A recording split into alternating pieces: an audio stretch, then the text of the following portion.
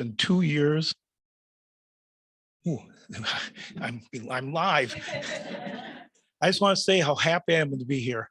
It's been 2 years and being in person. I did give a lecture last March where that video was shown, and that video actually led to today's sermon.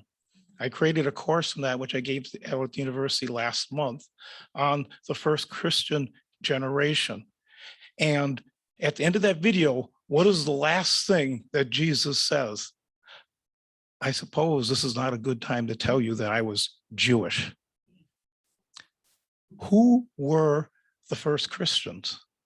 What did they believe and what happened to them?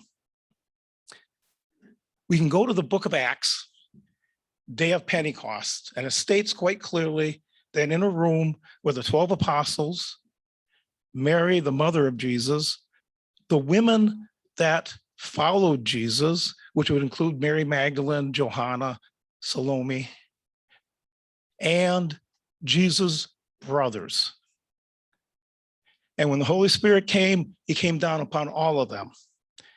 And in many Christian denominations, this is the beginning of Christianity, Pentecost. And as I was taught, well, disciples all turned into Christians. However, they forgot one word. What did all these people have in common? They were all followers of the Jewish faith in the first century AD. When Jesus says, I was Jewish, he was stating a fact. All of his first followers were Jewish. And therefore, in academic circles, I should say, they're often referred to as Jewish Christians. And their first leader was Peter, and he led them from about 30 AD to 42 AD when he was arrested, escaped from prison, and fled. And no one knows where he went. But before he left, he turned over the leadership of the Jewish Christian church in Jerusalem to a man named James, called James the Just, who was the brother of Jesus of Nazareth. What did these people believe at the time frame, let's say about 50 AD? Well, first, there's two key parts of their beliefs that have been kind of lost in the teaching of early Christianity. The first is they were Jewish. They believed and followed the law of the Torah. All men were circumcised. They followed the kosher dietary rules. And the second was they were absolute monotheists. That means they believed there was only one God. Therefore, Jesus was not divine. He was a man who at his death was raised by God and exalted. He probably became in their mind something like an angel or an archangel, even higher. But he was subservient to God. He was not co-equal. He was not made of the same substance. If you said to them things like transubstantiation, consubstantiality, and all these, incarnation, these terms, if you said it to somebody in 50 AD who was a Jewish Christian, they'd probably say to you, you're speaking Greek. I don't have any idea what you're talking about. Then if you said, well, Jesus is God, they would consider you blaspheming. He was not God. He was exalted by God. Now, no modern Christian denominations believe this. In order to be Christian, if you look it up, a simple definition, you believe that Jesus was the Son of God, co-equal to God. He was divine. They did not believe that. So you have to say, well, what happened to the Jewish Christians' beliefs since they were the first Christians? In 50 AD, Paul of Tarsus was summoned to Jerusalem to meet with all of the chief elders of the Jerusalem church. This is sometimes called the Council of Jerusalem. He was being summoned because Paul had decided to make it his mission to go to the Gentiles and convert them to a belief in Jesus and his message. However, there was a controversy. Since the Jesus movement was a Jewish Christian movement, should all new converts also have to convert to Judaism, follow the law of Torah? Now, to somebody like you, female, that wasn't a real big deal. However, to you, being male, it meant you had to be circumcised.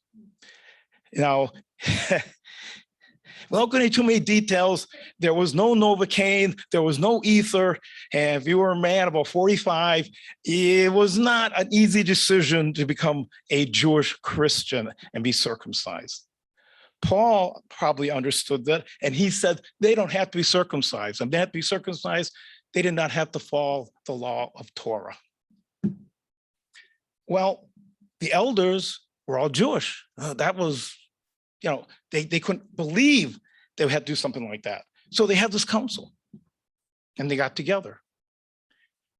And at the end of the council, James the Just, not Peter, James the Just got up before them all and made his ruling. And he said, Peter, you will go to the circumcised, the Jews, and convert them. Paul, you will go to the Gentiles, the uncircumcised, and you will convert them. And they do not have to be circumcised. Therefore, they did not have to follow the Torah the way the Jewish Christians did. Now, this decision in 50 AD was the single most important decision made for the young Christian movement, because by that decision, Christianity survived. But I don't think James and the other elders realized what the price was going to be. There's two events that brought the decline and end of Jewish Christianity and the rise of what we call modern Christianity, which is actually Gentile Christianity. During the decade of the 60s, James the Just was martyred in 62 AD. Paul of Tarsus was martyred, let's say around 65 AD. And it's pretty well agreed that Peter also died during the decade of the 60s. By tradition, he was crucified in Rome. Crucified upside down is a very well-known tradition. But the fact is, Jewish Christianity lost its three most charismatic and important leaders all within one decade. That was the first blow. The second one was in 66 AD, the Jewish-Roman War broke out that culminated in 70 AD when the legions under Titus stormed and captured the city of Jerusalem and destroyed the temple. They burned it to the ground and enslaved the people. At the end of the war, at least 1 million people were killed and enslaved by the Romans. Using a modern term, collateral damage, this was pretty much the end of Jewish Christianity. Their leaders were gone. Many of the members were killed in the war. So what happened to Christianity?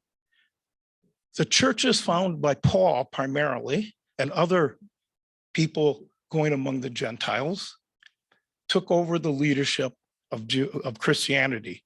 Christianity moved from the Church of Jerusalem, was a Jewish-based church, to the Gentile-based church in Rome and Asia Minor.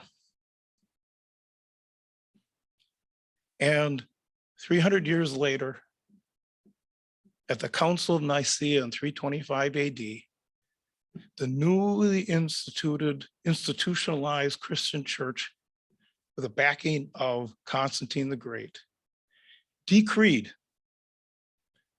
at the council that Jesus was divine, that there was a Trinity, and they declared Jewish Christianity beliefs as heresy and all Jewish Christians as heretics.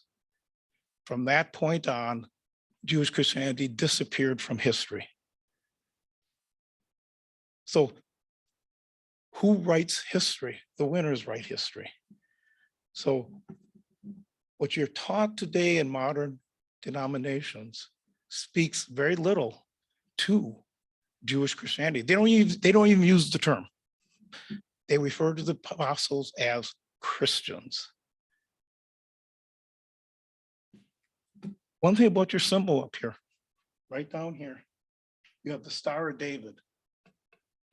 You must always remember that Christianity is a Jewish sect founded by Jewish men and women in 30 AD. Thank you.